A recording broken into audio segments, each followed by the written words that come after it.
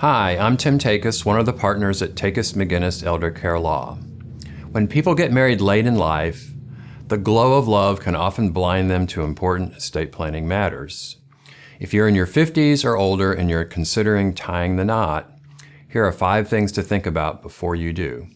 First, consider a prenuptial agreement. Though it's widely viewed as a romance killer, a prenuptial agreement is vital for older couples. Drafting a prenuptial agreement may sound like something any estate planning or domestic relations attorney could do, but when you're getting married later in life, there's more at stake than just who gets what in the event of divorce.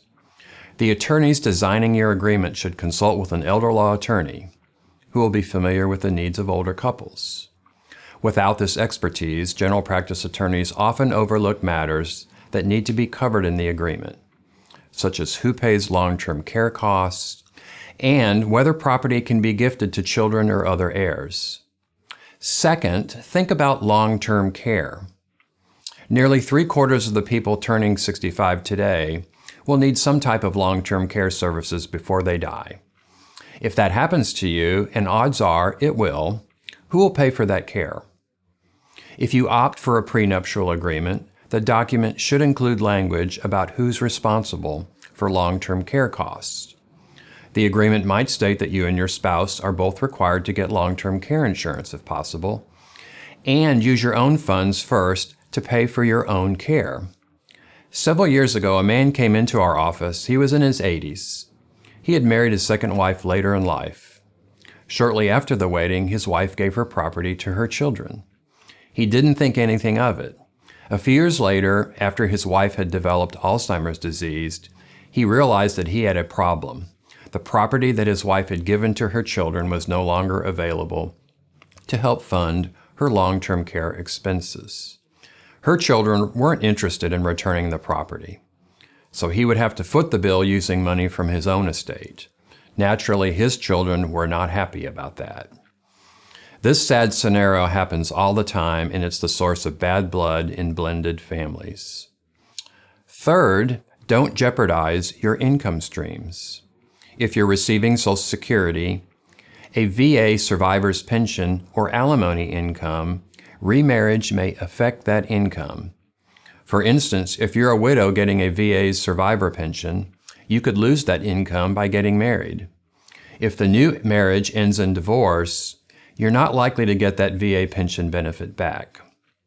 If you're responsible for the care of a special needs dependent who qualifies for public benefits, marriage to a wealthy partner might disqualify your dependent due to new higher joint income, making your new spouse responsible for supporting your dependent. And fourth, update your estate planning documents. Getting married gives your new spouse some built-in inheritance rights that may disrupt your current estate plan. It's important to review your estate plan after getting married to ensure that your assets are distributed according to your wishes after you die, particularly if you want to provide for children from a previous marriage or other types of relatives. Don't forget to update powers of attorney as well as beneficiaries for wills, trusts, life insurance policies, retirement accounts, investment funds, and any other financial accounts. If you're marrying later in life and you forget to change your beneficiaries on retirement and pension accounts, you could be putting your new spouse in an awkward position. Unless federal law states otherwise, pension and retirement accounts go to the named beneficiary, which is often an ex-spouse. And finally, consider not getting married at all. If you haven't already tied the knot, carefully weigh marriage versus cohabitation. While marriage offers certain privileges and status, cohabitation allows more financial independence and lessens legal responsibilities. If you're already married, it's not too late.